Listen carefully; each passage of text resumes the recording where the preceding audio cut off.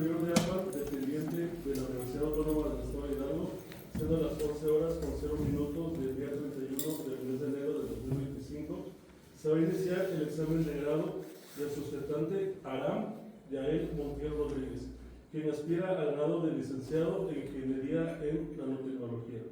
El trabajo que se presenta ante este jurado se denomina Transición de nanoclústeres fotoluminiscentes a nanopartículas plasmónicas de oro sintetizadas por implantación de iones en matrices de SiO2, un estudio de sus propiedades ópticas. El jurado está integrado por los siguientes catedráticos.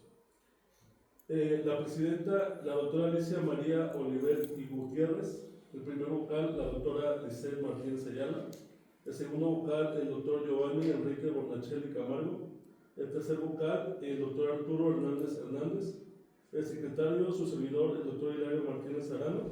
Y el primer suplente, el doctor José Alfredo Pescador Rojas. Así, cedo la palabra a la presidenta, la doctora Alicia María Oliver y Gutiérrez. Buenos días a todos. Aram, sé que tu tesis tiene muchísima información y tiene resultados relevantes, pero te pediría si nos la puedes presentar y resumir en media hora. Okay, ¿Es posible? Sí, doctora. Voy a... Bueno. Entonces te pediría que comenzaras. Ok, bueno, me presento para los que no me conocen. Mi nombre es Aram Montiel Rodríguez y voy a presentar mi trabajo de tesis que se titula Transición de nanoclústeres fotoluminiscentes a nanopartículas plasmónicas de oro sintetizadas por el método de implantación de iones en matrices de dióxido de silicio, un estudio de sus propiedades ópticas. En primera instancia, me voy a tomar unos minutos para explicar algunos conceptos básicos que me ayudaron para entender los resultados y los procesos que se llevaron a cabo durante esta tesis. Primeramente, ¿qué es una nanopartícula? ¿Qué es un nanoclúster? Estas son estructuras moleculares de un tamaño menor a los 100 nanómetros. En la literatura generalmente se puede considerar un nanoclúster cuando esta nanoestructura tiene un tamaño menor de diámetro de los 3 nanómetros. Una de las propiedades principales de las nanopartículas metálicas es lo que se conoce como plasmón de superficie. Este es un fenómeno en el cual a una nanopartícula se le van a irradiar ondas electromagnéticas, provocando unas oscilaciones coherentes de los electrones de conducción, como se muestra en la imagen. Se va a generar un dipolo eléctrico, y este dipolo eléctrico oscilante nos va a generar otros dos fenómenos conocidos como absorción y dispersión de la nanopartícula. Esta dispersión y absorción pueden ser descritas con la teoría MIL, que en primera instancia es un modelo importante que se considera como la primera aproximación de una interacción entre una onda electromagnética y una nanopartícula pequeña, es decir, el tamaño de nanómetros. Aquí en los espectros se observan unos espectros de absorción simulados con un software conocido como MIELAB. Este software fue desarrollado por investigadores del Instituto de Física de la Universidad Nacional Autónoma de México y está basado en esta teoría. Estos espectros que se pueden observar son espectros simulados de nanopartículas de oro de diferentes diámetros. Aquí lo interesante es que conforme va aumentando el diámetro de la nanopartícula, se va viendo una banda de absorción más definida, una banda de plasmón de superficie. Cabe destacar que para las nanopartículas de oro, esta banda de plasmón superficial tiene su pico máximo de absorción en los 520 nanómetros. Una nanopartícula se puede considerar plasmónica cuando sus propiedades ópticas dependen de la resonancia de la excitación de estos plasmones de superficie. ¿Qué sucede cuando disminuye el tamaño de la nanopartícula? Su banda de energía, banda de conducción, deja de ser continua, se discretizan en niveles de energía, como se puede observar a continuación. Del lado izquierdo tenemos una imagen de una banda de conducción de un metal, pero bueno, Primero, que es una banda de energía. La teoría de bandas nos dice que en un modelo de un átomo simple, va a tener sus electrones orbitando a su alrededor. Pero ¿qué sucede cuando tenemos un sistema de muchos átomos? No solo únicamente van a sentir las atracciones de un solo átomo, sino de todos, creándose de esta manera lo que se conoce como bandas de energía. Del lado izquierdo tenemos las bandas de energía de lo que es el metal en bulto y también de lo que es una nanopartícula metálica. Como podemos observar, es una banda continua, es decir, que los electrones pueden estar ahí de manera libre. Por otro lado, cuando el tamaño de la nanopartícula disminuye, estas bandas se discretizan en ciertos niveles de energía. Estos niveles de energía van a dar lugar a ciertas transiciones ópticas. Nosotros tenemos otro ejemplo en el cual se puede observar una banda de nanopartículas de oro y cómo es que conforme disminuye el tamaño se van creando estos niveles. Una cosa interesante es que entre más pequeño es el clúster, estos niveles de energía se separan más, es decir, se necesita más energía para que ocurran estas transiciones ópticas. Ahora bien, pasaremos a lo que es la luz y el espectro electromagnético. La luz tiene una dualidad. En algunos casos se comporta como onda y en algunos otros casos como partícula. El modelo ondulatorio nos dice que esta radiación electromagnética es una onda electromagnética que se propaga a través del medio a 300.000 kilómetros por segundo. Como podemos observar en la imagen, esta onda tiene su campo eléctrico de manera vertical y su campo magnético de manera perpendicular a este.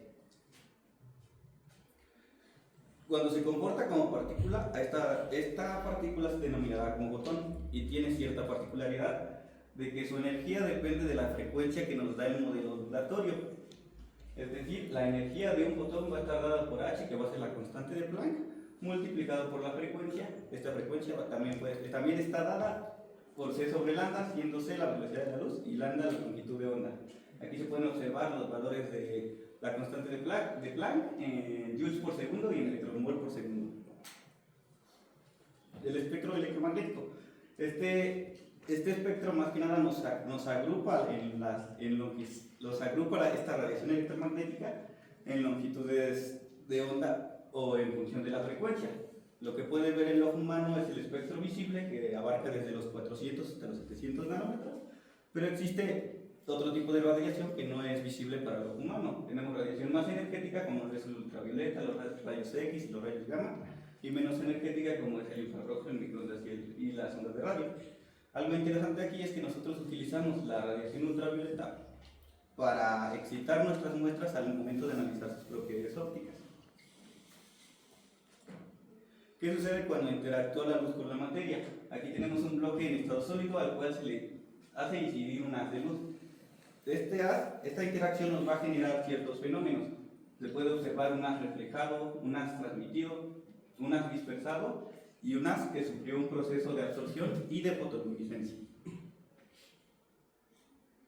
Ahora bien, ¿cómo se conoce la óptica lineal? La óptica lineal surge cuando un material se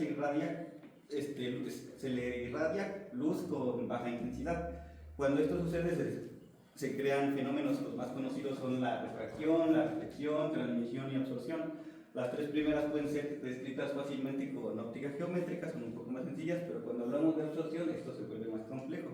Dentro de las propiedades ópticas que se analizaron en este trabajo, primero las lineales, fue la absorción óptica y la fotoluminiscencia.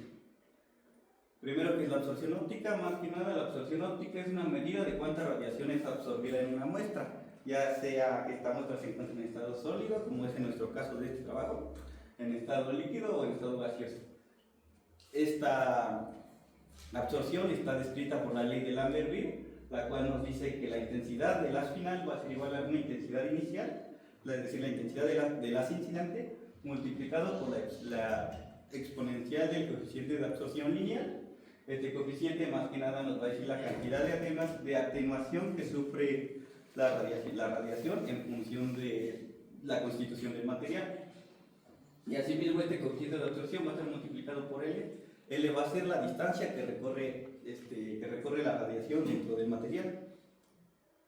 Por otro lado, la luminiscencia, que es la luminiscencia, se puede considerar un proceso contrario a la absorción.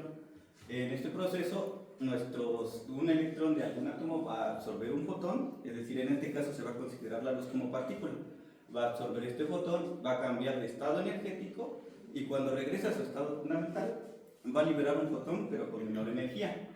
Como podemos observar, tenemos un diagrama típico de Jablonski, el cual es muy comúnmente para explicar este fenómeno. Se puede observar cómo sucede el proceso de absorción, una conversión interna, porque cabe aclarar que no todas las conversiones pueden ser lumínicas, también puede haber conversiones por pérdida de calor, es decir, por energía térmica. Del otro lado tenemos una tabla, ya que nosotros analizamos lo que es la fotoluminiscencia. Esta fotoluminiscencia, ¿qué quiere decir? Que nosotros excitamos el material con luz para obtener luz. Pero existen otros tipos de luminiscencia y cada tipo tiene su propio mecanismo de excitación. Ahora bien, eso fue por parte de la óptica lineal. Cuando hablamos de la óptica lineal todo se vuelve un poco más complejo. Para explicar esa parte voy a partir de lo que es una polarización de un material eléctrico, el cual, aquí tenemos en la imagen un material al cual está expuesto a un campo eléctrico externo. ¿Qué sucede dentro del material? Que los átomos y el molecular van a sufrir una polarización, es decir, se van a separar estas cargas. Esta polarización va a estar dada por el número de átomos multiplicado por un momento dipolar, el cual va a estar dado por la carga generada por la distancia de separación de las cargas.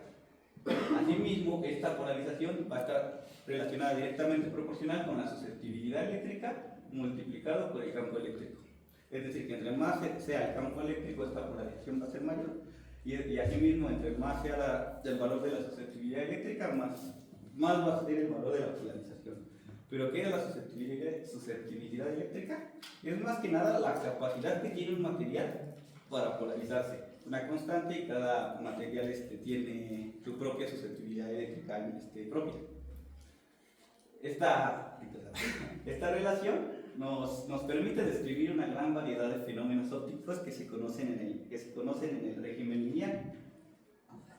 Cuando hablamos de la óptica no lineal nos referimos a que vamos a incidir una onda electromagnética de alta irradiancia, es decir, que nuestra ecuación de polarización se va a volver más compleja, se va a realizar una aproximación dándonos órdenes de polarización en función del campo eléctrico. Cada uno de estos términos corresponde a efectos no lineales de primero, segundo y tercer orden y dependen directamente de la potencia óptica. En este trabajo se analizaron dos fenómenos interesantes, el primero fue el cambio del coeficiente de absorción lineal y el segundo fue el cambio en el índice de refracción. Primeramente, la absorción óptica no lineal, la cual ya no se va a poder describir de manera sencilla con la ley de Lambert-Wills, sino que esto debido a que va a aparecer un coeficiente de absorción no lineal de tercer orden. Este fenómeno es un fenómeno de absorción no lineal de tercer orden, que más que nada es eso, nos va a cambiar el coeficiente de absorción lineal. Tenemos nuestro coeficiente de absorción total, va a ser igual a nuestro coeficiente de absorción lineal, más el coeficiente de absorción no lineal de tercer orden multiplicado por la irradiancia. Si nos damos cuenta en la ecuación, si la irradiancia es muy baja, este término queda despreciable y lo único que tenemos es que la absorción total va a ser igual a la absorción lineal, lo que sucede cuando estamos hablando de un régimen lineal. Este fenómeno se puede expresar, se puede manifestar de diferentes maneras, en dos mecanismos. Uno es conocido como absorción saturada y el otro es conocido como absorción multifotónica. Bien, para describir la absorción saturada, nosotros tenemos un sistema de átomos al cual vamos a irradiar con una gran cantidad de fotones.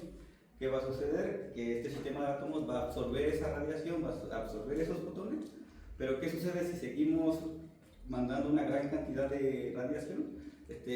Todos los electrones de este sistema de átomos ya van a estar excitados, ya no va a haber nada que pueda absorber esa radiación que sigue llegando. Cuando sucede esto, nosotros hablamos de que se sucede una transparencia inducida. A eso es a lo que se le conoce como absorción saturada. Por el otro lado, cuando hablamos de absorción multifotónica, es más que nada cuando un electrón puede absorber más de un fotón para cambiar a un estado energético, como se puede observar en la imagen.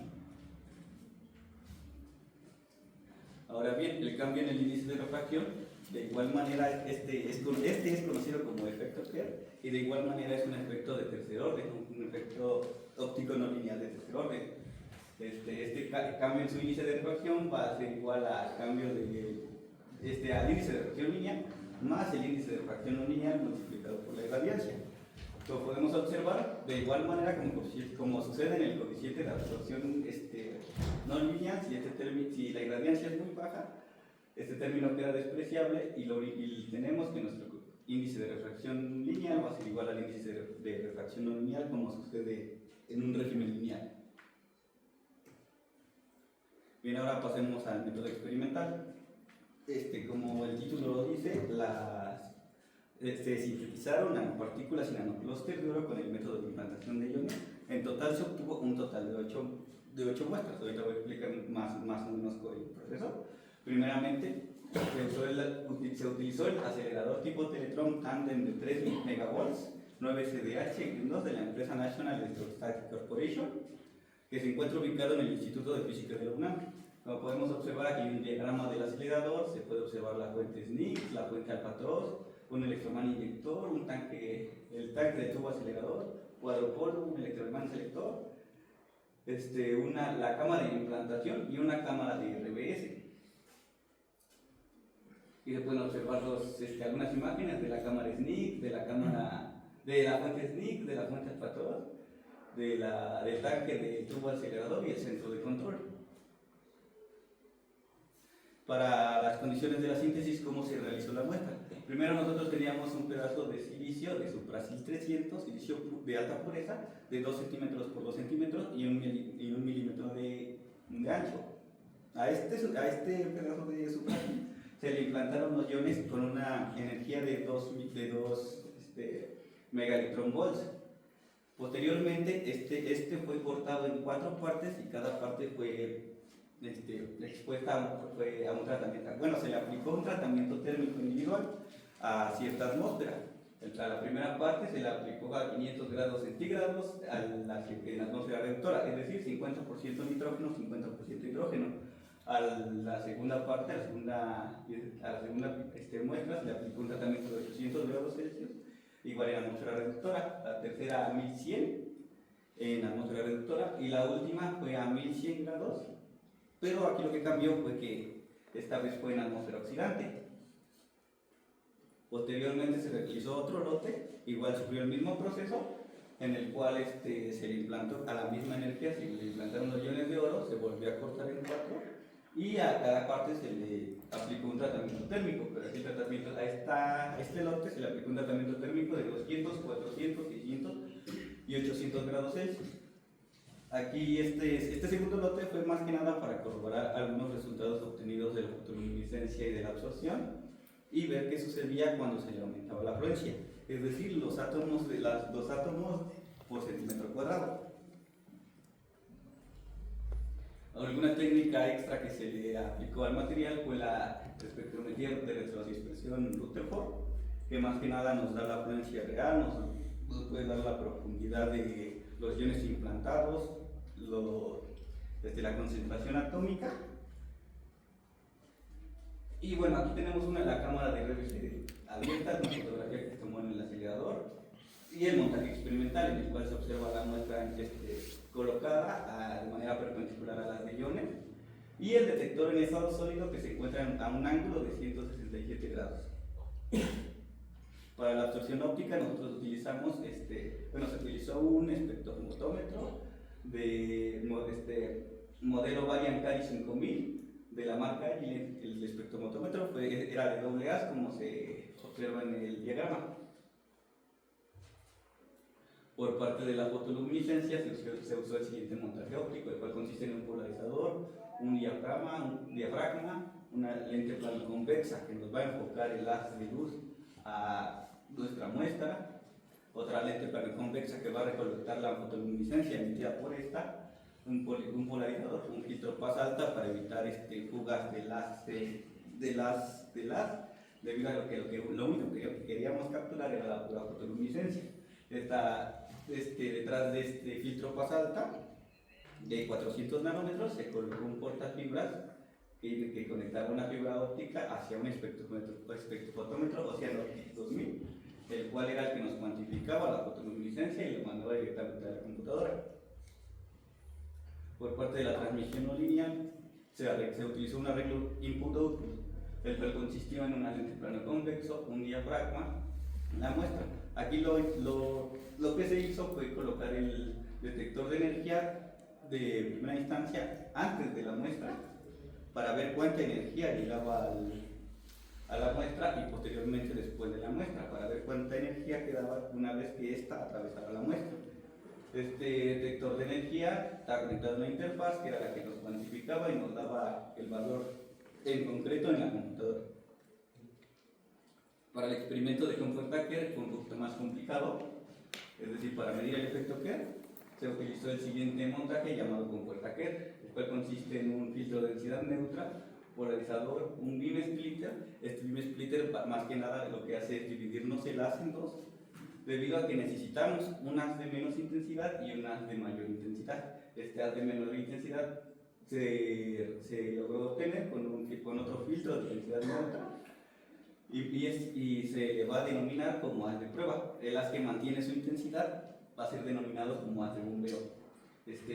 ¿Qué sucede? Que una vez que este haz de bombeo incide sobre la muestra, va a generar una birrefringencia, lo que va a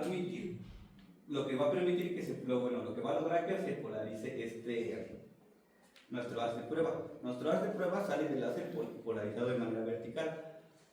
Al interaccionar con esta birrefringencia se genera un cambio de fase polarizando nuestro haz de prueba de forma circular, lo que va a generar que pueda pasar a través del polarizador con puerta. Este polarizador con puerta va a estar colocado de manera perpendicular, es decir, de manera polarizado horizontalmente. Es decir, que nuestro haz de prueba que sale de manera vertical no va a poder pasar el polarizador a menos que se polarice de manera circular. Una vez que se logra esta birrefringencia ocasionando la polarización circular, el haz puede pasar el polarizador llegando a nuestro detector, que va a enviar la señal a un osciloscopio. Esta señal va a estar definida como transmitancia Kerr, la cual va a estar escrita por esta ecuación, siendo T0 la transmitancia máxima posible del haz de prueba, 0 cuadrado de 2 teta, teta va a ser el ángulo entre la polarización del haz de prueba y el haz de bombeo, multiplicado por el seno cuadrado de delta phi. Delta phi va a ser el cambio de fase inducido por la birrefringencia no lineal. Cabe aclarar un dato importante, es que cuando el vector polarización entre el haz de prueba y el haz de bombeo esté a 45 grados, esta transmitancia Kerr va a ser mayor, va a ser la máxima transmitancia Kerr. Aquí se pueden observar unas imágenes del montaje que se usó para medir fotoluminiscencia. Se pueden observar las dos lentes, el filtro pata alta, la fibra óptica. Cabe decir que este montaje, una parte también se utilizó para la transmitancia no lineal. Por el otro lado tenemos el arreglo de la compuerta Kerr, el cual consiste en el filtro de densidad neutra, la placa lambda medios, que es la que se utilizó para poder cambiar el ángulo de polarización entre el haz de bombeo y el haz de prueba. Se puede observar nuestro polarizador con puerta y nuestro detector de energía. Ahora bien, dentro de los resultados experimentales, primero mostraré los que se obtuvieron con el primer lote de muestra y posteriormente pasaré al segundo lote. Con el primer lote pudimos observar, aquí del lado izquierdo se puede observar el espectro de RBS que se obtuvo de manera experimental y el que se obtuvo de manera similar con el software Simplan. Esto nos permitió obtener el gráfico de la derecha, el cual nos da la frecuencia real, la cual fue de 1.45 por 10 a la 16 átomos de oro por centímetro cuadrado, una concentración atómica del 0.10% y una profundidad donde se concentró una mayor cantidad de átomos de oro entre los 0.6 nanómetros y los 0.8 micrómetros.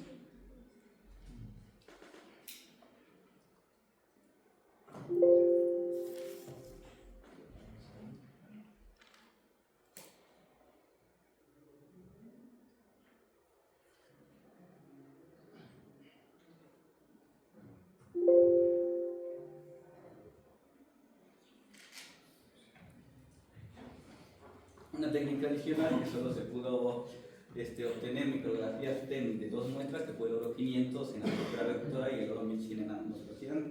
¿Por qué solo se pudieron obtener en estas dos muestras? Porque es un proceso muy algo complicado, en el cual, debido a que nuestras muestras tienen un ancho de un milímetro, entonces se debe llevar a cabo un procedimiento especial para poder obtener estas muestras. Y en algunos casos no se puede obtener, ya sea que se llegue a contaminar la muestra o ocurra algún imprevisto que no nos deje obtener las micrografías. Aquí, primeramente, se obtuvo las de oro 500 en la atmósfera reductora. Pudimos observar unas nanopartículas de tamaños de 3.7 nanómetros, de 3.5, 2 y 2.5 nanómetros. Por parte del oro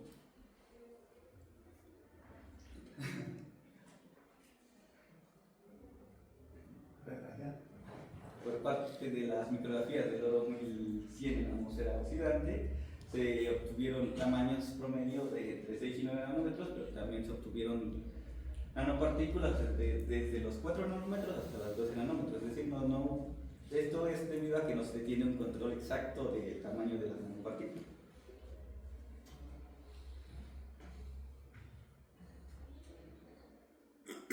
Por parte de la absorción óptica se obtuvieron estos espectros. Podemos observar que el oro 500 y el oro 800 tienen una banda de absorción con su pico máximo de absorción antes de los 500 nanómetros. Como les había mencionado, basándonos en la teoría AMI, estas muestras no pueden ser plasmónicas debido a que para que sean plasmónicas tienen que tener su pico de absorción en los 520 nanómetros. Las tenemos el oro 1100 en la atmósfera reductora, el oro 1100 en la atmósfera oxidante. Como podemos observar, sí se encuentra su pico en los 520 nanómetros. Entonces estas sí pueden ser asociadas a una resonancia AMI y por lo tanto son plasmónicas. Otra cosa es que entre más fuimos aumentando la temperatura, se fue pronunciando más pico de absorción. Aquí en la tabla de la derecha traté de cuantificar un poquito más estos espectros, integrando el área bajo la curva de estas bandas de absorción, y estos fueron los resultados obtenidos. Por parte de los espectros de fotoluminiscencia, pudimos observar fotoluminiscencia en el oro 500, en el oro 800, en el oro 1100 en la atmósfera reductora. Si nos centramos en el oro 500, tiene su pico de intensidad máxima de fotoluminiscencia cerca de los 600 nanómetros, con un ancho que abarca desde los 450 hasta los 800 nanómetros, es decir, casi todo el espectro visible. Por parte del oro 800, nosotros podemos ver el pico de fotoluminiscencia máxima cerca de los 500, es decir, existió un corrimiento hacia el azul. Tiene su ancho desde los 400 hasta los 650, casi 700 nanómetros. Aquí puede que haya una fotoluminiscencia en el ultravioleta, pero debido a nuestro filtro faz alta que se colocó en el montaje, no pudo ser observada. Por parte del oro 1100, pues si ponemos atención, tenemos el mismo pico que en el oro 800, pero tenemos unos picos adicionales. Esto puede ser debido a dos cosas. Cuando nosotros realizamos un tratamiento térmico por arriba de los 300, los 400 grados centígrados, los gases de la atmósfera tienden a fundirse en el material, en el interior de la matriz. Esto puede generar que los hidrógenos se pasiven con las partículas, generando algunos niveles energéticos intermedios, lo que puede dar lugar a estos picos de fotoluminiscencia que no se ven en el 800. Aunque otra hipótesis puede ser que, debido a este tipo de atmósfera, Buzón de voz. La llamada se cobrará. Debido a que este tipo de atmósfera se haya nucleado además de nanopartículas plasmónicas, nanoclúster fotoluminiscente. Por otra parte, por la última gráfica, el oro 1100 en la atmósfera oxidante, esta no presentó fotoluminiscencia. Aquí en las imágenes de la izquierda, de mi izquierda, se pueden observar las fotos de la muestra del oro 500 y del oro 800 cuando se les aumentó un poco la gradancia. Como podemos observar, el oro 500 se ve como más naranjita y el oro 800 se ve como ahora sí que más hacia el azul, lo que concuerda con los espectros. También, esto ya no viene en la tesis, pero cabe aclarar que traté de cuantificarlos un poquito más obteniendo el área bajo la curva para tener valores y poder realizar una mejor comparación entre estos espectros de fotoluminiscencia. Posteriormente se realizaron unas gráficas de irradiancia versus intensidad de fotoluminiscencia, es decir, fuimos aumentando la irradiancia que llegaba a la muestra para ver qué ocurría con la fotoluminiscencia. Como podemos observar, todas aumentaron de manera lineal hasta llegar a un punto de saturación, ya ahí pues cerca de los 15 gigawatts por centímetro cuadrado. Cabe destacar que el oro 500 tuvo un gran aumento, llegando hasta las 4.000 unidades arbitrarias, el oro 1100 llegó hasta las 2.000, mientras que el oro 800 llegó cerca de los 1.200 aproximadamente.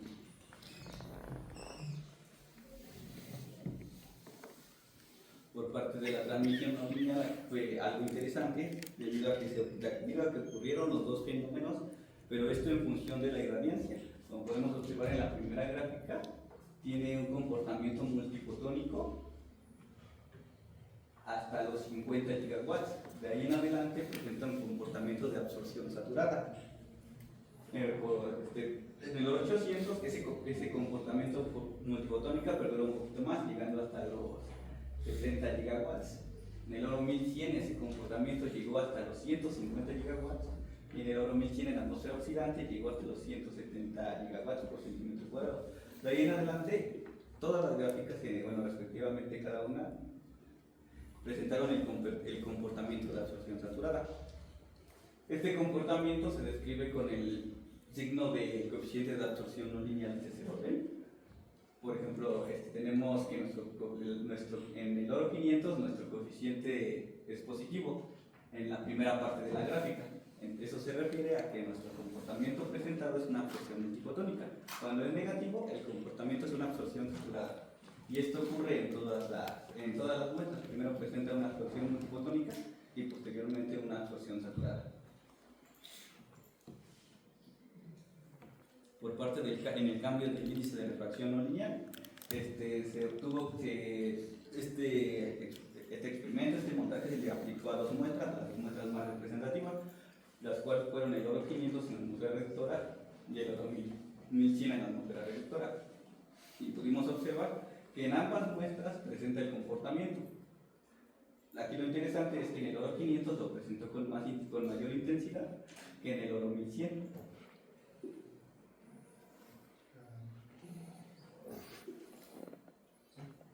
Sí. Aquí, también le ajustamos un seno, lo ajustamos en la ecuación. Podemos observar que efectivamente a 45 grados se presentó la mayor transmitancia que era. Posteriormente realizamos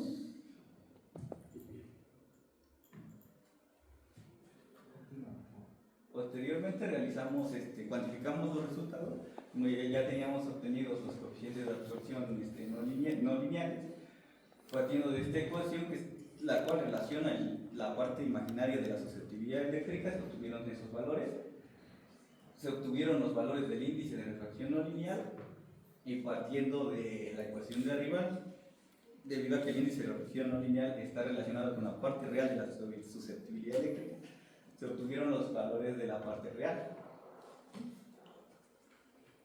Por parte del segundo lote, este segundo lote tuvo una afluencia de 7.5 por 10 a la menos 16 átomos de oro por centímetro cuadrado. Esta tuvo mayor porcentaje atómico, llegando casi al 3.3% aproximadamente, y tuvo una profundidad muy similar a nuestro lote anterior. Esto debido a que fue implantado con la misma energía. Los espectros de absorción óptica obtenidos son los que se observan a continuación. Son muy similares a los espectros del oro 500, del 800 del lote anterior, teniendo su pico de absorción máxima antes de los 500 nanómetros, por lo cual estos tampoco pueden ser asociados a una resonancia MI, y por lo tanto no son plasmónicos. De igual manera, cuantifiqué un poquito los resultados, los espectros, sacando el área bajo la curva de cada uno, pero en realidad estos espectros son muy similares. Como se esperaba, todos los espectros de todas las muestras de este lote presentaron este fenómeno de fotoluminiscencia. El oro 200, 400 y 600 fue muy similar al oro 500, teniendo su pico de intensidad de fotoluminiscencia máxima cerca de los 600 nanómetros, mientras que el espectro del oro 800 de este lote fue muy similar al oro 800 del lote anterior. Se puede observar que igual su pico de intensidad máxima está sobre los 500, es decir, existió ese corrimiento hacia el azul. Les aumentó la irradianza a las muestras del oro 400, del oro 800. Se puede observar que efectivamente son muy parecidas a las del lote anterior. Se pueden observar el color naranjita en el oro 400 y el color azul en el oro 800. De igual manera, se cuantifica un poquito más para tener un poquito más de información sobre estos espectros. Y bueno, llegando a las conclusiones, la primera, pues, podemos concluir que el diámetro de los nanoclústeres de oro fotoluminiscente es de menos de 3 nanómetros, mientras que el de las nanopartículas se encuentra entre, bueno, las nanopartículas plasmónicas se encuentra entre los 4 y los 12 nanómetros. Según lo que se observó en la microscopía electrónica de transmisión. Otra cosa es que las muestras recogidas por debajo de los 800 grados Celsius en la atmósfera reductora tienen una banda de absorción menor a los 500 nanómetros. Es decir, no pueden ser asociadas a una resonancia MI y por lo tanto no son plasmónicas. Por otro lado, las muestras de oro 1100, estas sí presentaron esta resonancia, estas muestras sí son plasmónicas, pero en función de la atmósfera de recogido, estas pueden presentar el fenómeno de fotoluminiscencia o no. Otra cosa es que la fotoluminiscencia de los nanoclústeres de oro, en función de la intensidad del láser, tiende a saturarse a grandes intensidades. Adición a esto, las mediciones de transmisión no lineal, la técnica input-output con la que se utilizó, muestran que la absorción óptica no lineal de todas las muestras presentan un cambio de absorción de 2 fotones a absorción saturada, esto en función de la irradiancia exhibida. La respuesta óptica no lineal en tercer orden está denominada por la parte real de la susceptibilidad eléctrica, de la cual está asociada a cambios en el índice de refracción, como se mostraba en la ecuación. Entonces, se cumple la relación donde la susceptibilidad eléctrica total va a ser aproximadamente la parte real de la susceptibilidad eléctrica de tercer orden. Este mismo valor va a ser mayor en las muestras de los nanoclústeres metálicos que en las muestras de nanopartículas plasmónicas para radiación ultravioleta, es decir, a 350 nanómetros en pulsos de picosegundos. Asimismo, con esto podemos decir que los resultados experimentales indicarían que los nanoclústeres metálicos pueden ser polarizados con una mayor facilidad a comparación de las nanopartículas plasmónicas.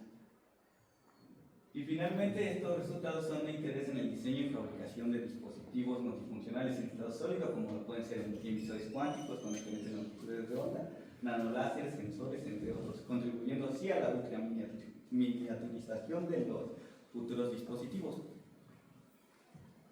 Dentro de las metas a futuro que se podrían realizar para mejorar esta investigación, podríamos realizar algo similar a este trabajo, es decir, un lote de muestras con las mismas condiciones, pero realizar algunos experimentos adicionales y excitar las muestras a diferentes longitudes de onda, es decir, ya sea en el visible o en el infrarrojo. En este trabajo se excitaron en el ultravioleta a 355 nanómetros. Otra cosa es que además es posible plantear una técnica que nos permita obtener un nanoclúster de oro fotoluminiscente en presencia de algún otro material, como por ejemplo nanopartículas de plata plasmónica embebidas en una matriz de silicio. Esto podría ayudar a mejorar las propiedades de emisión de los nanoclústeres. Y por último, una parte importante que nos ayudaría a incrementar el entendimiento de las dinámicas de excitación y desexcitación de los nanoclústeres de oro sería implementar un montaje óptico, pero con resolución temporal.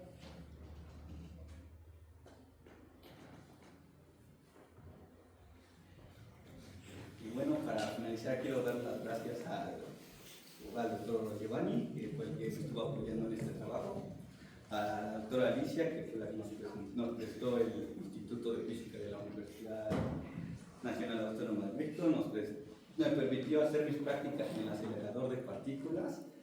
Fue una experiencia muy bonita. Quiero agradecer al ingeniero Francisco también, que me enseñó muchísimo, a los dos técnicos que estuvieron apoyándome, a la Escuela Superior de APAN por estos 5 años de aprendizaje, al coordinador que nos ha estado apoyando siempre, al igual que a los doctores, aunque luego somos un dolor de cabeza, ahí están enseñándonos y teniéndonos la paciencia.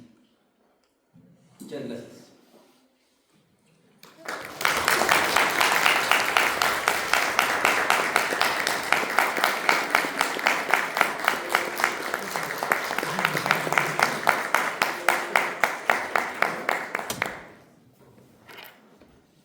¿Me escuchan? Sí, doctora. Bueno, vamos a entonces a proceder al interrogatorio. Las intervenciones no podrán ser mayores a 10 minutos. También se recomienda a la hora de estar interrogando no hacer felicitaciones al sustentante hasta que se le dé el resultado del examen. Entonces vamos a comenzar. Yo aquí tengo una orden, entonces me voy a referir el primer movimiento que es la doctora Ulises Martín Ayala. Por favor, doctora. Okay. Bueno, buen día. Como parte del protocolo, gracias doctora por la introducción. Tengo algunas dudas. ¿Sí? Pues bueno, usted mencionaba sobre la implantación, ¿cierto? La implantación de iones. Mencionaba igual que aplicó una energía de 2 megaelectronvolts, perdón.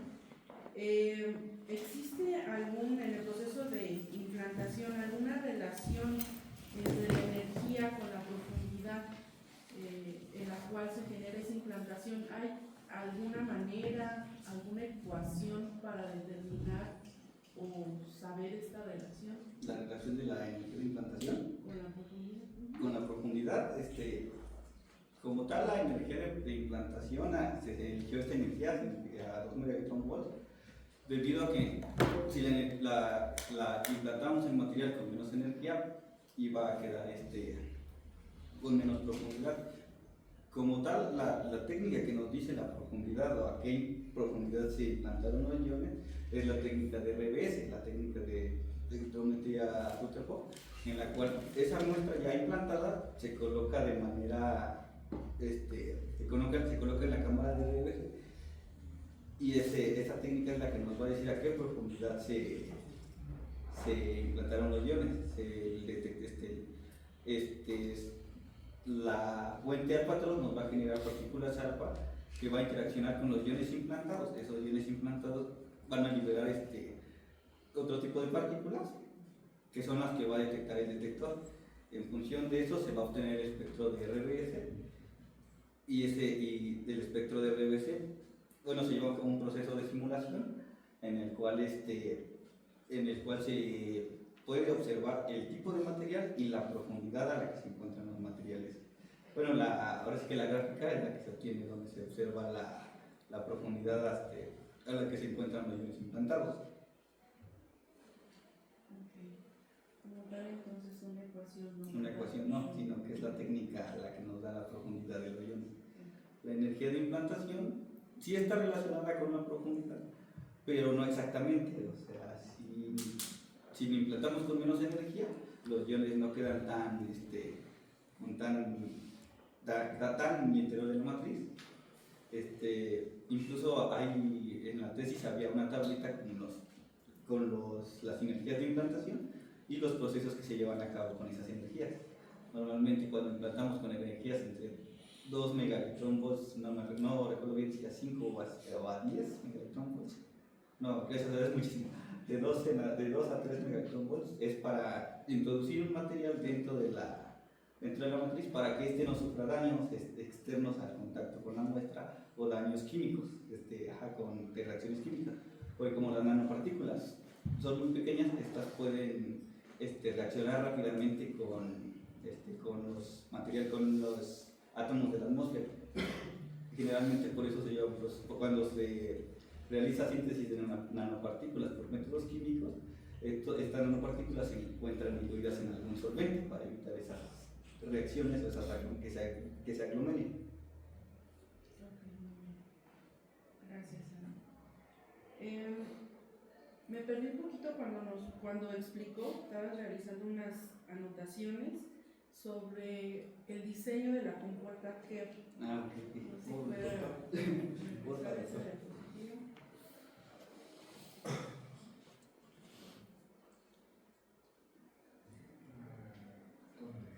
En el otro ¿Atrás? no, así sí, adelante, ahí, en el diagrama. Sí, gracias, pero ¿en qué parte está? Si me puede explicar, ampliamente me quedé en la última parte, la primera fue la que no. Si lo puede volver a explicar, por favor. Ah, ok. Sale el láser. Bueno, en este experimento nosotros ocupamos dos haces de luz. Entonces ocupamos un beam splitter que nos va a dividir ese haz de luz en dos.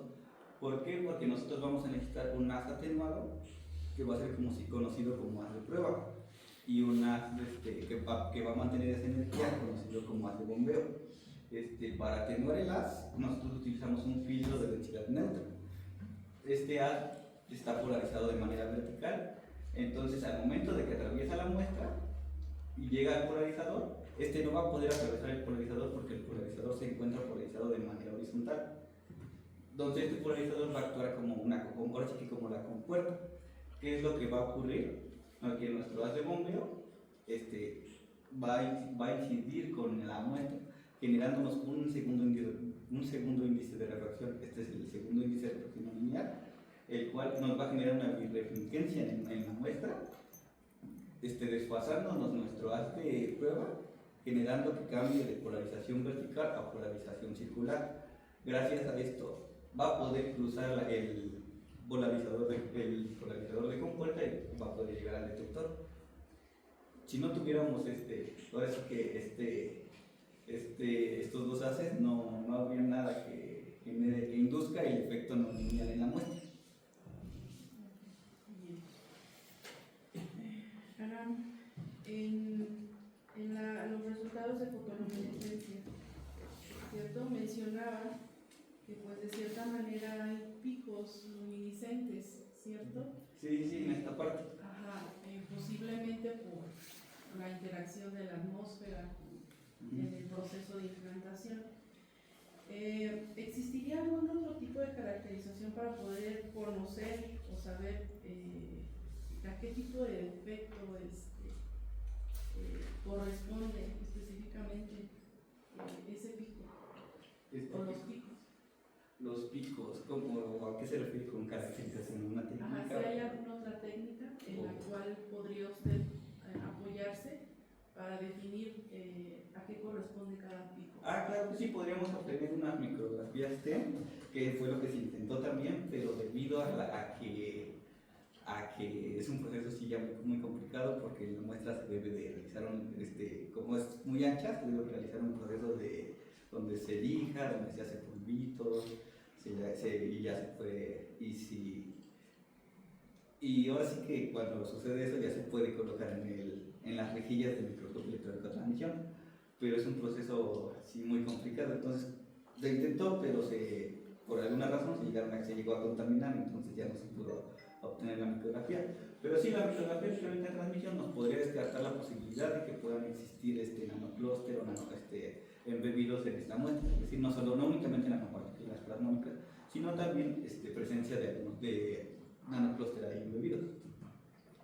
El proceso de absorción, el otro proceso que doy es de la posibilidad, es debido a que en las nanopartículas de platino, en un artículo de ahí del Instituto de Física, se encontraron igual estos picos adicionales, en los cuales se explica que estos picos de fotoluminiscencia pueden ser debidos a la absorción del hidrógeno de la atmósfera. ¿Por qué del hidrógeno y no del nitrógeno? Porque la atmósfera oxidante tiene cierta porción de nitrógeno, pero no en iguales condiciones que 50% de nitrógeno, 50% de hidrógeno, pero tiene cierto nitrógeno. Entonces, las dos muestras fueron reducidas a 1100 grados en atmósfera oxidante, pero en esta muestra no se difundió el nitrógeno dentro de la matriz. Entonces podría ser la posibilidad de que lo que está induciendo esos niveles de energía sea el hidrógeno, pasivándose con las nanopartículas de oro en el interior de la matriz. Bien. parte serían todas las dudas. Muchas gracias, doctora Martínez. Continuamos, doctor Giovanni Bornachelli, la misma condición, máximo 10 minutos, por favor. Bueno, muchas gracias. Cuando hicimos esto del experimento del efecto Kerr en el ultravioleta, tuvimos dificultades, ¿no? Tuvimos unas dificultades. Una de ellas tuvo que ver con el uso de referencias. ¿Cómo calculaste el índice de susceptibilidad eléctrica de tercer orden? Que platícanos un poco de esa situación. Para obtener ese índice, estoy en la tablita, es la de resultados de otro microscopio. Ahora sí que para obtener los resultados del índice de refracción no lineal usamos un método comparativo basándonos en una muestra de referencia. Normalmente cuando se hace este método comparativo en la óptica no lineal se utiliza un material específico llamado sulfuro de carbono, pero para el problema que tuvimos es que para pulsos de 300, para radiación en el ultravioleta de 355 nanómetros, este material es muy absorbente, entonces por lo tanto no teníamos las variables necesarias para poder utilizar el método de referencia, no teníamos la muestra caracterizada. Entonces lo que utilizamos fue una muestra conocida que fue el silice puro, el cual ya se le conocía su índice de refracción no lineal de tercer orden, ya que esta ya estaba perfectamente caracterizada. El método consistía en basarnos fue un método comparativo en el cual nos basábamos en un índice de refracción ya caracterizado para obtener el índice de refracción de la muestra con ayuda de los resultados del efecto que los resultados obtenidos, las gráficas que se obtuvieron.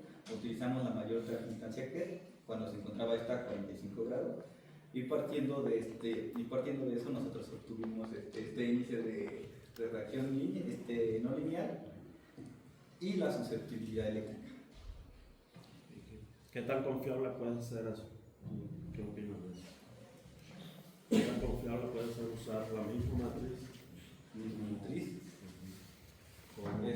Pues es muy confiable debido a que las nanopartículas tienen un porcentaje atómico de menor al 0.10%. Entonces, sí podría ser, en realidad son confiables. La otra pregunta que te quería hacer es relacionada con la intensidad de los espectros de fluorescencia.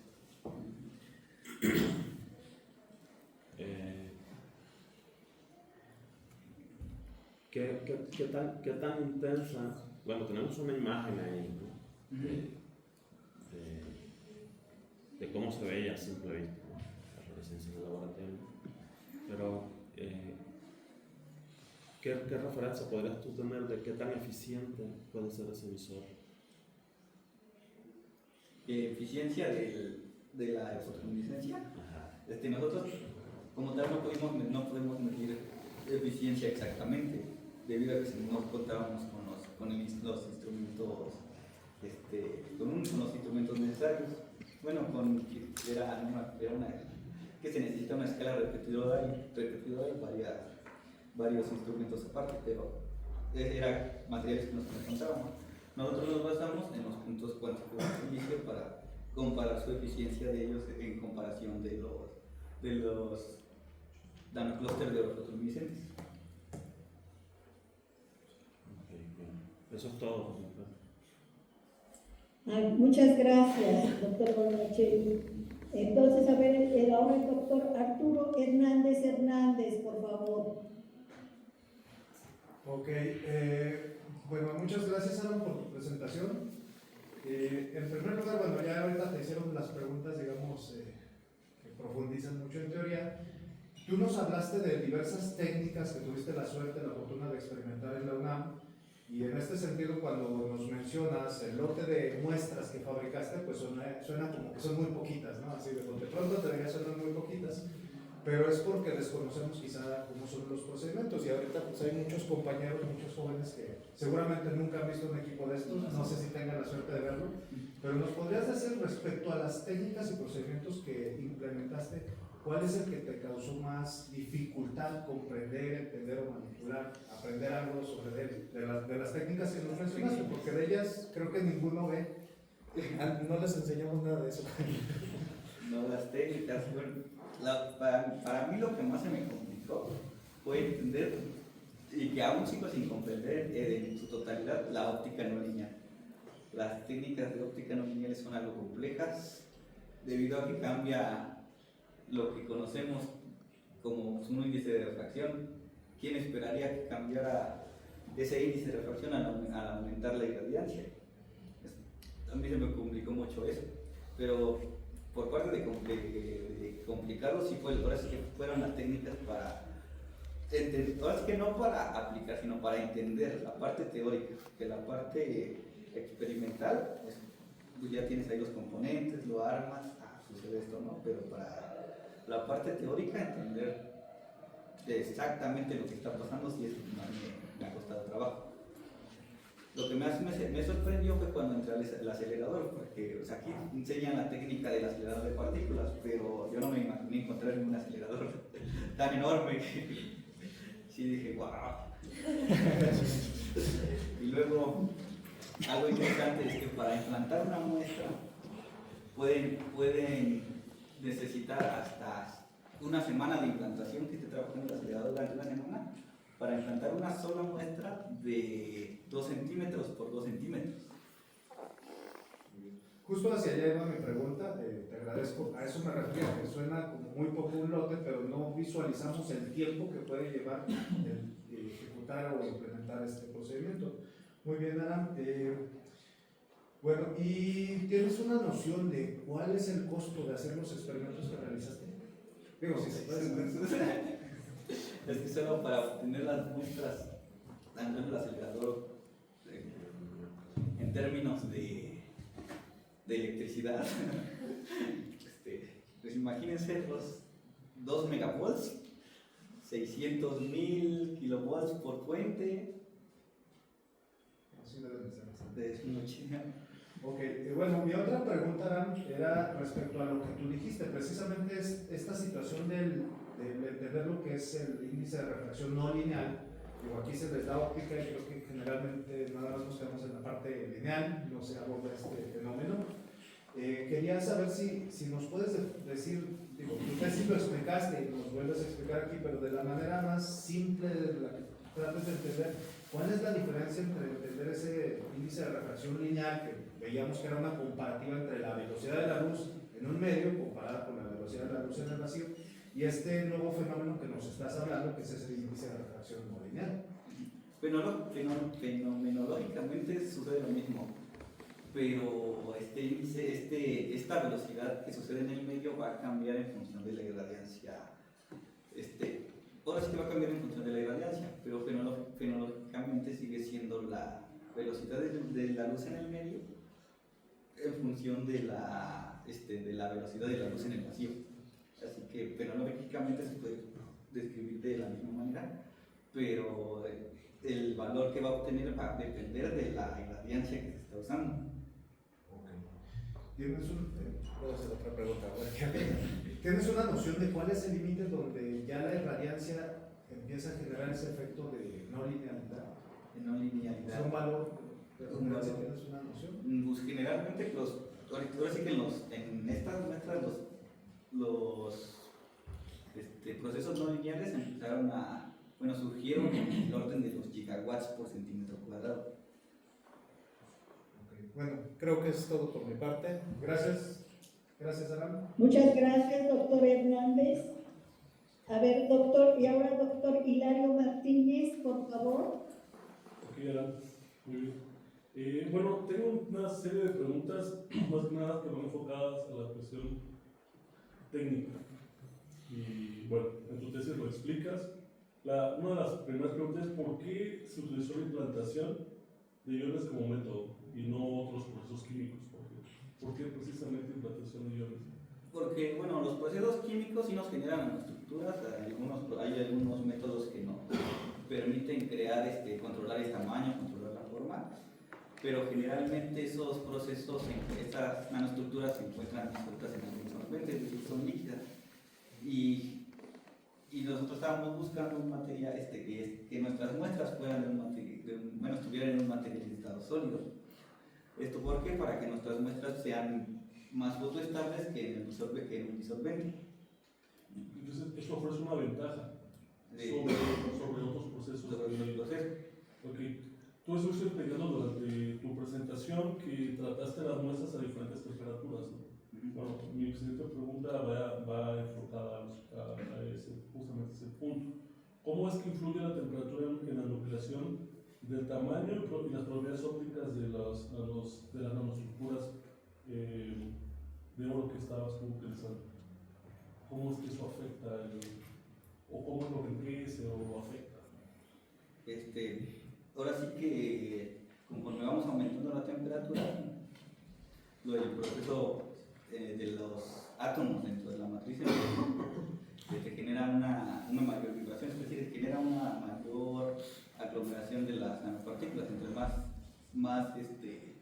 más sea la temperatura de este tratamiento, las nanopartículas van a buscar, van a tender a aglomerarse más. El cambio de tamaño influye en estas propiedades debido a lo que había mostrado el principio de que llega un momento en donde la nanopartícula plasmónica pierde su estructura de banda continua. Esta estructura de banda continua, como lo es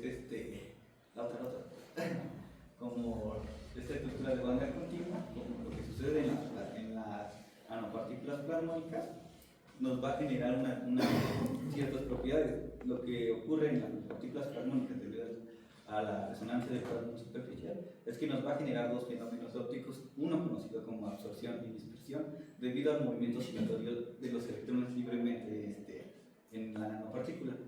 Cuando el tamaño se reduce, esas bandas dejan de ser continuas, crean estos niveles de energía. Por esto aquí nos indica que los electrones de estas nanopartículas ya no pueden estar libremente por todo el sistema, sino van a necesitar de ciertos mecanismos de excitación para poder presentar nuevas transiciones ópticas y generarnos estas nuevas propiedades, como lo es la fotoluminiscencia. También este asunto que utilizaste, realizaste el efecto que en la muestra, hiciste su arreglo, etcétera, todo lo que cómo lo montaste, ¿no? Hablaste de la biorefringencia.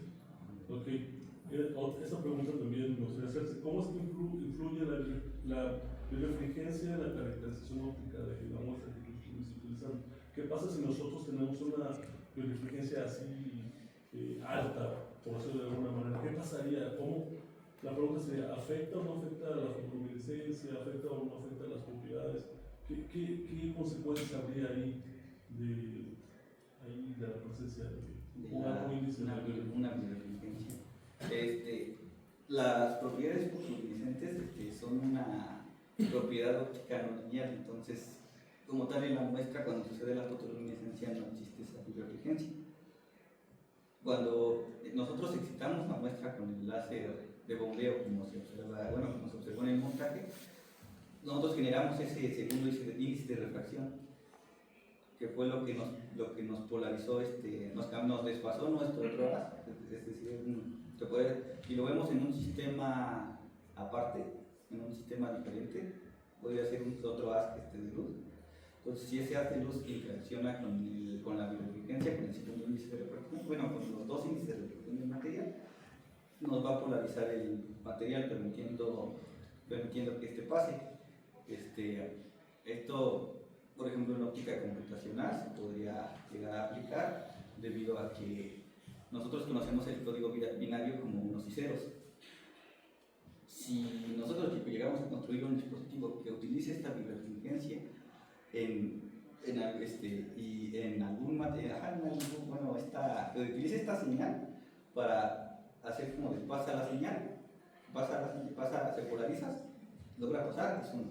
No logra pasar, es 0. Pero es como hacer una protección, bueno, apareció como hacer una compuerta, ¿no? Se cumplen 2 condiciones, entonces esto. Entonces, esa sería una buena selección. Ahora, hasta aquí mi intervención. Muchas gracias.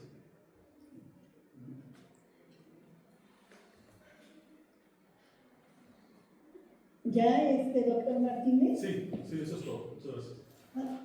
Muchas gracias, doctor. A ver, doctor, ahora el doctor José Alfredo Pescador, por favor.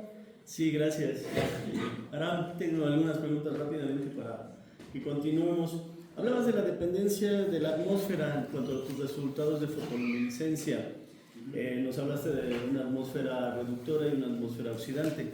Para propósitos de lo que tú quieres caracterizar de este material que implantaste, ¿cuál es la mejor respuesta? ¿O cuál es la mejor atmósfera para que tengas este tipo de respuesta? Eso va a depender de la aplicación que se le quiera dar al material. Si nosotros queremos nanopartículas plasmónicas que no tengan fotoluminiscencia, podemos utilizar la atmósfera oxidante. Si nosotros queremos que estas nanopartículas tengan esta fotoluminiscencia, nosotros podríamos utilizar la atmósfera reductora. Ahora sí que va a depender de la aplicación que nosotros le queramos dar a las muestras. Es importante, otra pregunta, ¿es importante tu matriz, en este caso el óxido de silicio, se puede utilizar otro tipo de matriz, otro material? Se utiliza el dióxido de silicio porque nosotros vamos a analizar sus propiedades ópticas. Y el dióxido de silicio es un vidrio el cual no tiene reflectancia, el cual es un vidrio translúcido, entonces lo que vamos a analizar son las nanopartículas que se encuentran dentro de ese material. Ahora sí que por eso mismo se utiliza esta matriz. Pero sí he leído algunos casos en donde sí llegan a utilizar otros tipos de matrices, pero ya para aplicaciones totalmente diferentes. En una proyección a futuro, ¿qué cambiarías del material que implantas, de la matriz o de la atmósfera, para que puedas continuar tu trabajo? Una proyección a futuro. Es una respuesta algo complicada. Porque, bueno, siempre me preguntan del futuro. Primero me han estado pensando en el presente, pero sí, cuando hablamos de la matriz de los nanoclústeres, hablamos de sus propiedades, de sus propiedades fotoluminiscentes. A futuro a mí me gustaría utilizar estas, porque son investigaciones nuevas que apenas no llevan más de 2 décadas, entonces constantemente han estado en investigación. Y a mí lo que me ha interesado sería aplicar los conocimientos que adquirí en la licenciatura sobre la nanotecnología en dispositivos funcionales, utilizando este tipo de nanoestructuras y sus propiedades ópticas, tanto lineales como no lineales. Sí, gracias. Al principio lo explicaste muy bien acerca de la teoría de la fotoluminiscencia, de todas estas respuestas que hay a la escala nano entre clústeres, la diferencia entre clústeres y nanopartículas. Una pregunta difícil, ¿todos los materiales tienen esta respuesta fotoluminiscente?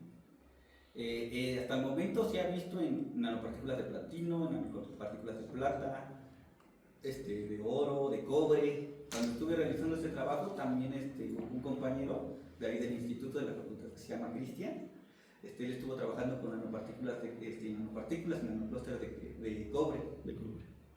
Entonces, probablemente, ahora sí, como digo, hay que seguir investigando los materiales, ver qué respuestas obtenemos, observar qué puede ser fotoluminiscente o qué no. Muy bien. Ya más última pregunta. En el haz que tú utilizas para tu compuerta Kerr, ¿qué longitud de onda y qué potencia tiene el...? Es un haz de neodymium Jack. Ajá. 355 nanómetros. Perfecto. Usa un doblador de frecuencia. Originalmente el haz es de 1055 nanómetros, con un doblador de frecuencia que lo usa a la mitad, 532, 1064 nanómetros, su doblador de frecuencia lo divide a la mitad de 532, y un tercer armónico que lo divide en 3, que está a 355 nanómetros. Entonces el haz originalmente te puede dar una longitud de onda desde los 1064 nanómetros de longitud de onda hasta los 355 nanómetros. Perfecto. Gracias. Sería todo de mi parte. Muchas gracias. Muchas gracias, doctores. ¿Alguno de ustedes quisiera hacer alguna otra pregunta? No. ¿No? Bueno, entonces, Aran, muchísimas gracias por tu presentación y entonces yo les pediría que desahogaran la sala y que nada más se quedara el jurado para poder deliberar.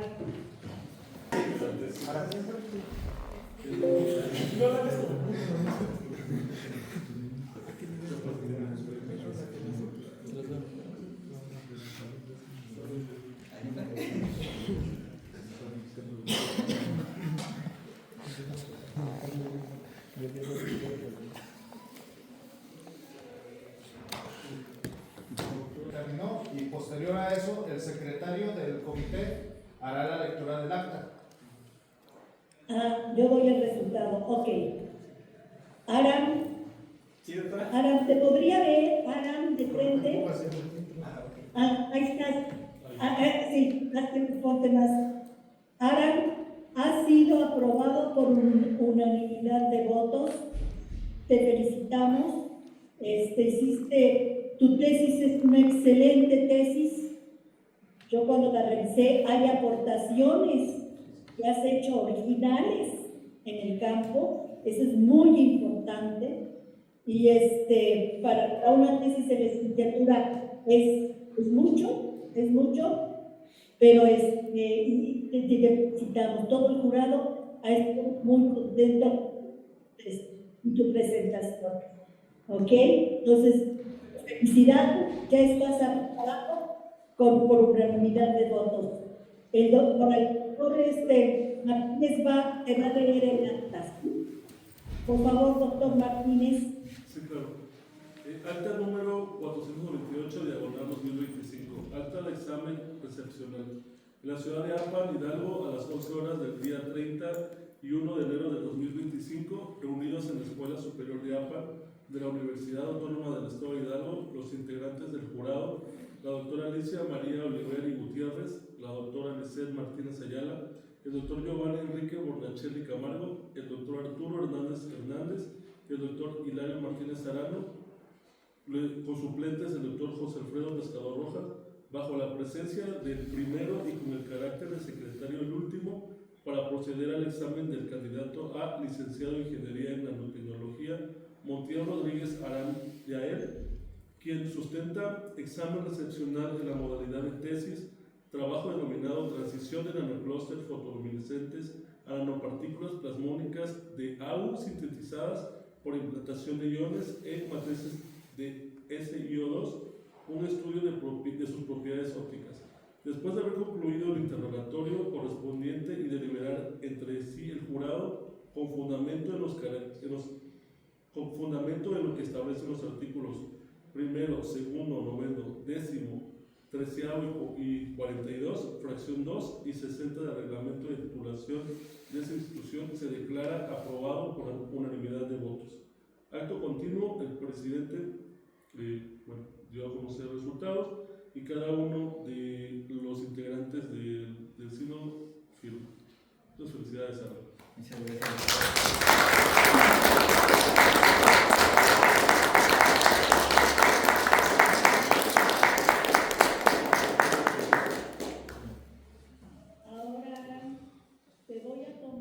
Protesta universitaria, Tienes que decir sí protesto,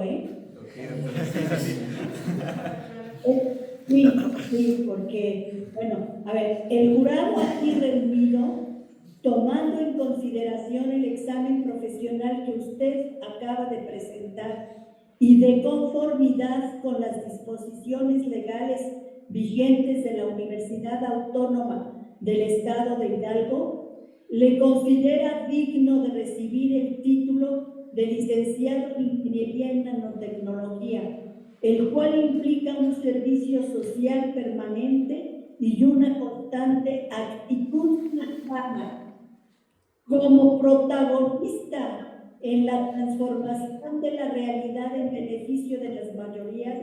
No olvide usted que sus conocimientos deben estar siempre al servicio de quien ayuda al profesional, porque confía no solo en su saber, sino acaso más en su lealtad y en su honradez. Tenga usted presente que la universidad es una institución sostenida por el pueblo, el cual debe usted revertir algo de lo mucho recibido, que su comportamiento ciudadana sean dignos en la capilaridad social que reclama la patria y el mismo prestigio de nuestra querida universidad, que así se verá engrandecida. Solo resta a usted protestar su debido cumplimiento, ciudadano Aram Gael Rodríguez. Protesta usted solemnemente y con su palabra de honor al ejercer su profesión como normas supremas de conducta a la lealtad, honradez y el esfuerzo inquebrantable. Sí, protesto. Si así lo hiciera usted, que la República y la universidad se los premien, y si no, se los demanden. Hagan un abrazo y felicidades. Muchas gracias.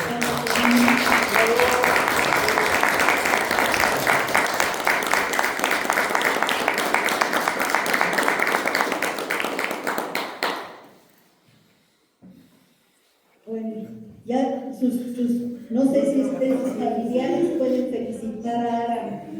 Ok, nada más una intervención antes de lo que le quieran decir. Quiero hacer mención respecto a algo que se comentó al interior del comité, que es importante de todas formas que lo sepan, que de alguna manera el trabajo que hizo Aram es bastante interesante, es bastante valioso, se reconoce la cantidad de trabajo, de conocimiento que demostró el alumno, al grado tal que pues, de parte del comité de alguna manera consideraba que debería de tener un dictamen que le favoreciera aún más, buscando pues, el siguiente nivel, ¿no? Por desgracia, Aram, bueno, o sea, conocemos el reglamento universitario y hay un criterio que no se alcanzaba, faltaron algún puntaje en el promedio en general, entonces por desgracia no se pudo dictaminar más allá de eso.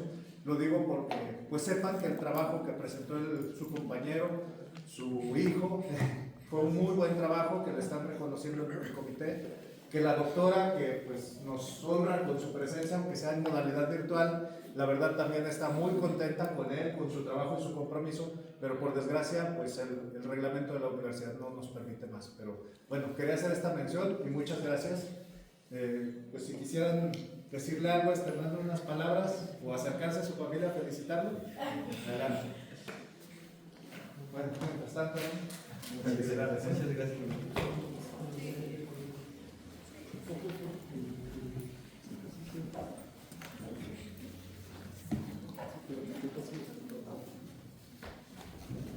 Felicidades. Muchas gracias. Muchas gracias. Muchas gracias.